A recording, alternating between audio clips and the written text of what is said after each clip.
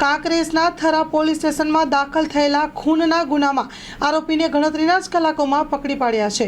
પકડી પાડતી local crime branch Palanpur Banaskantha police ખૂનનો ગુનો દાખલ થયેલ હતો અને ગુનામાં કામના આરોપીને ગુનો કરી નાસી ગયેલ હતા, જેને પકડી પાડવા માટે એલસીબી પોલીસ સ્ટાફના માણસો અલગ અલગ ટીમો બનાવીને પેટ્રોલિંગમાં હતા। તે દરમિયાન ગુનાને આરોપી પ્રહલાદ રામજીભાઈ જેઓ વડા કાંકરેજ મધ્ય રહે છે, તેમને ગણતરીના જ કલાકોમાં પકડી પાડી પોલીસે વધુ તપાસ હાથ ધરી છે।